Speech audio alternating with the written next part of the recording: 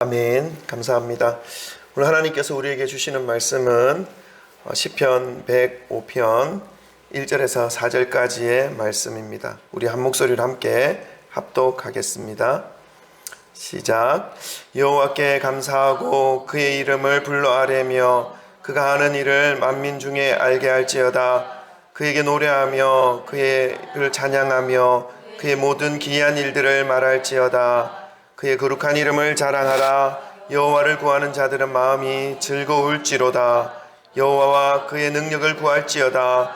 그의 얼굴을 항상 구할지어다. 아멘. 주님의 이름을 찬양합니다. 오늘은 우리나라 거의 모든 교회가 함께 하나님께 감사를 드리는 추수감사절입니다. 우리 성진교회도 올 한 해 동안 인도하여 주시고 손이 수고한 대로 소출을 얻게 하시고 성진교회와 또 저와 여러분의 모든 삶에 필요한 모든 것들을 공급해 주신 하나님께 감사드리는 그런 예배를 드리고 있습니다.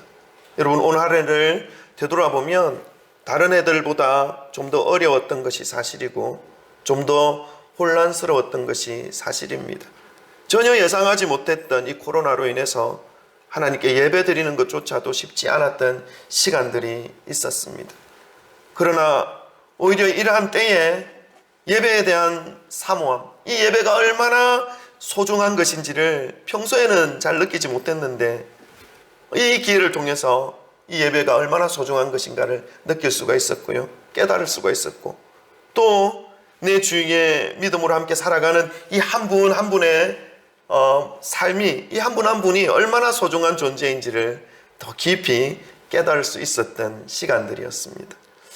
오늘 그 모든 감사의 제목과 마음의 감사의 마음을 가득 품고 이 시간 살아계신 하나님께 우리의 마음과 정성을 다해 주님께만 집중하심으로 하나님께 영광과 찬송을 올려드리시기를 소망합니다. 또한 주님으로부터 내려주시는 그 생명의 은혜의 말씀으로 가슴 깊이 새기심으로 주님의 은혜로 일평생 살아가시기를 주님의 이름으로 축원합니다. 오늘도 우리 말씀을 받기 전에 서로 앞뒤 좌우에 계신 분들과 사랑 고백 나누십시다. 사랑합니다. 축복합니다. 잘 오셨습니다. 할렐루야, 할렐루야. 감사합니다. 오늘 본문 말씀이 시편 105편은 이스라엘의 역사 속에서 하나님께서 행하셨던 놀라운 일들과 수많은 시련과 역경 속에서 주님의 백성들을 지키시고 인도해 내시는 그 하나님의 은혜와 아브라함과 이삭과 야곱과 같은 그 믿음의 조상들과 맺었던 하나님께서 맺어주셨던 그 약속을 어떤 어려움 속에서도 반드시 이루어 주심으로 가나안 땅으로 인도하게 하신 하나님의 그 신실하심에 대하여 찬양하는 내용의 시입니다.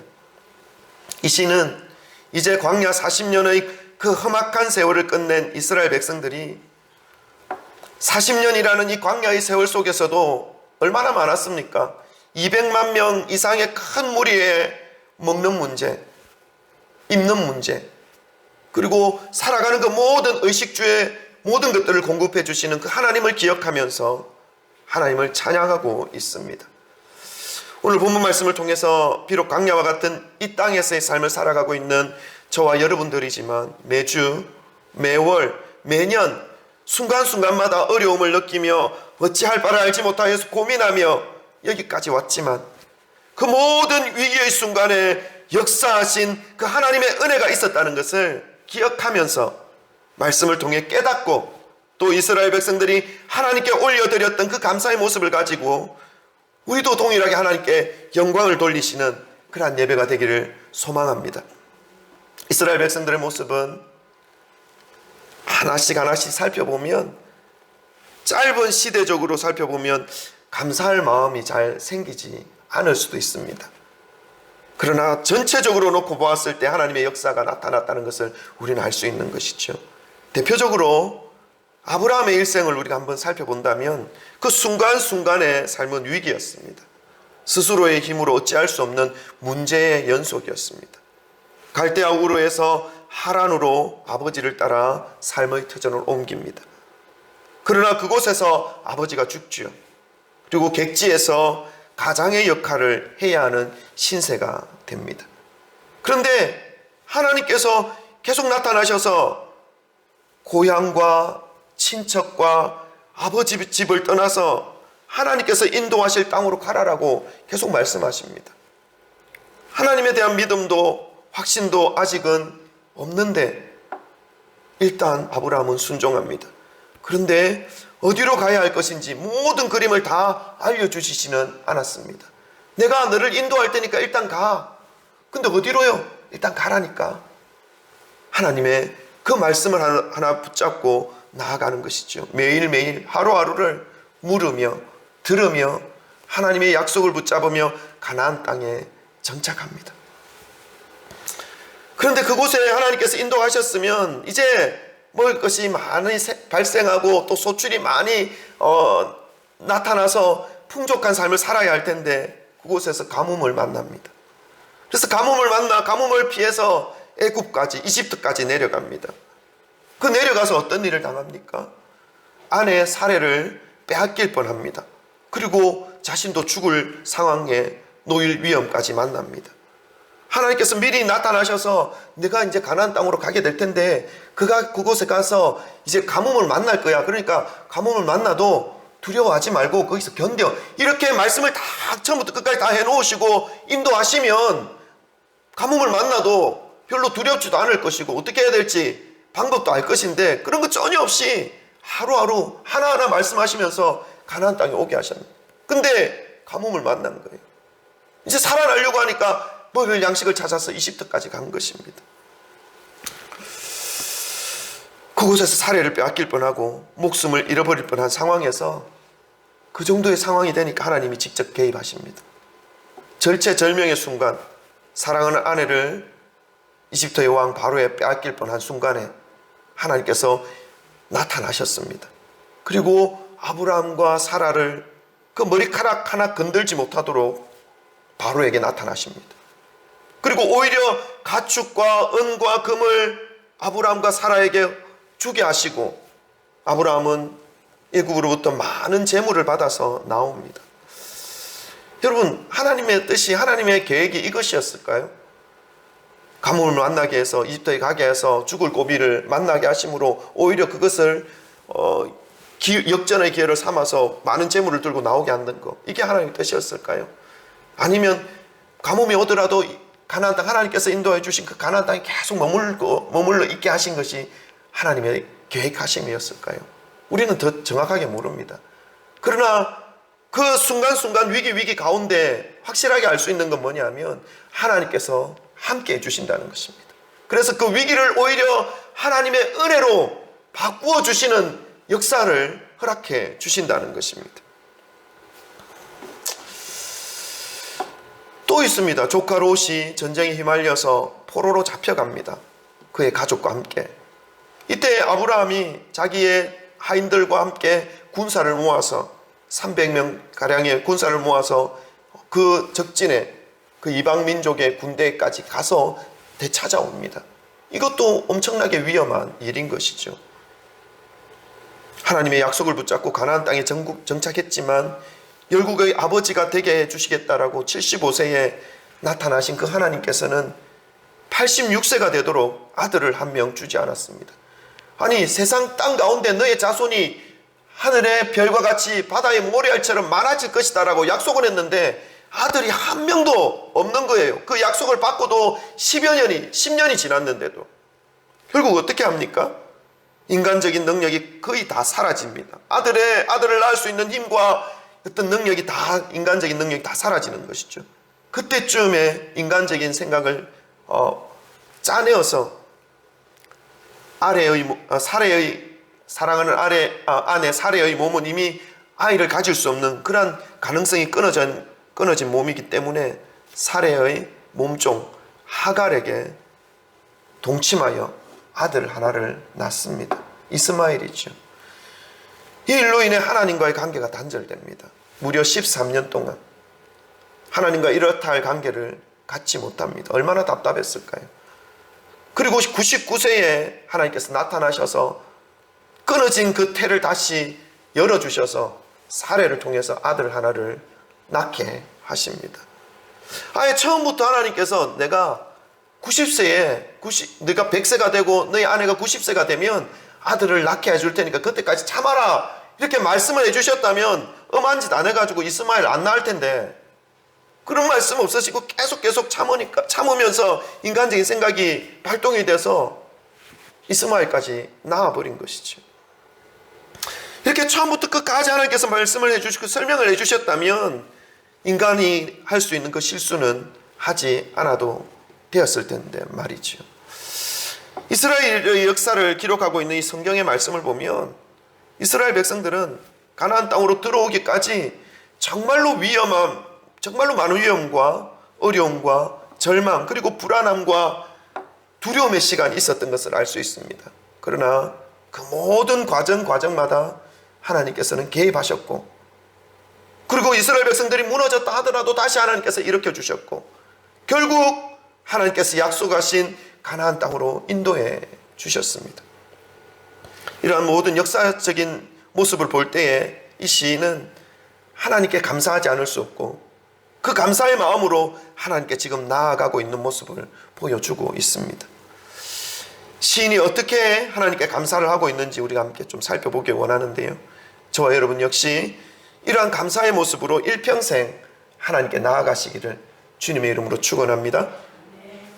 첫 번째로 이 시인은요, 하나님께 감사하면서 그의 이름을 높였습니다. 그의 이름을 불렀습니다. 우리 1절 말씀 함께 읽겠습니다.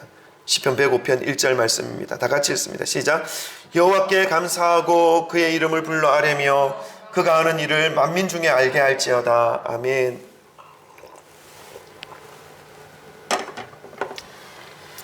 이 시를 기록한 사람에 대하여서는 잘 알려져 있지 않습니다. 그러나 그가 지나온 역사와 삶을 회상하며 하나님께 고백하는 말씀은 감사입니다. 그리고 그 감사한 마음으로 취하는 행동이 하나 있습니다. 그것은 그의 이름을 부르는 것이고 그가 하신 일을 만민에게 전하는 것입니다. 감사의 마음으로 그의 이름을 부른다는 것은 여호와 하나님을 찬양한다라는 것을 의미합니다. 사랑하는 성도 여러분, 우리의 인생에 있어서도 순간순간의 시간, 순간순간의 그 삶은 고난이고 슬픔이고 아픔이고 위기로 채워져 있고 앞으로 또 어떤 위기가 앞으로 다가오게 될지 알지 못하는 그런 상황들이 존재해 있을 것입니다. 그러나 그 모든 순간, 그 모든 상황에서도 하나님에 대한 이 믿음과 신뢰는 버리지 마시기를 소망합니다. 결국 우리의 모든 삶을 인도하고 계신 분은 하나님이시기 때문에 그렇습니다. 그래서 이 시인이 하나님께 감사하는 그 모습처럼 우리도 하나님의 이름을 불러 아뢰며 일평생 감사 찬양하시는 저와 여러분 되시기를 주님의 이름으로 축원합니다. 아멘. 둘째, 하나님을 찬양하며 하나님께서 행하신 모든 기이한 일들을 말하고 자랑하고 있는 모습입니다. 2절과 3절 말씀을 우리 함께 읽겠습니다. 2절과 3절입니다. 다 같이 읽습니다. 시작. 그에게 노래하며 그를 찬양하며 그의 모든 기이한 일들을 말할지어다. 그의 거룩한 이름을 자랑하라. 여호와를 구하는 자들은 마음이 즐거울지로다. 아멘. 시인은 이 지나온 모든 세월들을 생각하면서 하나님께서 인도해 주신 그 은혜, 세상에서 일어날 수 없었던 일들이, 세상에서 일어날 수 없는 그 일들이 하나님께서 일어나게 하여 주심으로 모든 위기 속에서부터 인도하여 주신 하나님의 은혜를 기억하며 찬양하고 있습니다. 오늘 본문의 시를 기록한 이 시인이 하나님께 감사드리는 모습인 것이죠. 여러분, 하나님을 믿고 의지하여 살아간다는 것은 참으로 신기하고 놀라운 일들을 경험하는 삶입니다. 이스라엘 백성들의 그 삶을 놓고 보더라도 알 수 있고 우리 각자의 삶을 놓고 보더라도 분명하게 깨달을 수 있습니다. 한 사람이 예수님을 믿는다는 그것이 얼마나 큰 역사인지를 우리는 기억해야 하는 것입니다. 보이지도 않고 들리지도 않는 예수님의 모습, 예수님의 음성, 그러나 분명하게 깨닫고 주님 앞에 헌신하고 그분에게 초점을 맞추어서 살아갈 수 있게 하는 그 한 사람의 변화된 삶이, 이것이 인간의 힘으로 되어지지 않는 것입니다. 여러분 한 사람 한 사람이 지금 어떤 과정을 거쳐서 이 자리에 앉아 있는지 저는 잘 알지 못하지만 하나님께서 각자의 삶을 붙잡아 주셨고 이끌어 주셨고 여기까지 인도해 주셨기에 지금 하나님을 인정하며 예수 그리스도 이름 앞에 모여서 예배드리고 있는 것입니다. 이것이 바로 놀라운 역사이죠. 기적입니다. 아브라함의 한 사람을 선택하셔서 가나안 땅, 지금의 팔레스타인 지역에 그리고 이스라엘 지역에 가득 채우셨습니다. 그의 자손으로, 아브라함의 한 사람의 자손으로 이삭을 한 사람 낳게 하셨고 그에 따라서 수없이 많은 사람들이 나타남으로 인해서 하나님께서 약속하신 약속을 이루어 주셨죠. 하늘의 별과 같이 땅의 모래알과 같이 너는 열국의 아버지가 될 것이다. 결국 그 가나안 땅에 가득 이스라엘 민족으로 채워주셨습니다. 그 과정 속에서도 400년 동안 이집트의 노예로 살게 하시고 또 500년이 지난 이후에 그 땅을 다시 차지하게 하신 하나님입니다. 전쟁 한번 제대로 하지 못한 그 민족이 공격해오는 모든 이방 군대들과의 전쟁에서 승리하게 하십니다. 이것이 어떻게 가능합니까? 인간의 힘으로 불가능하죠.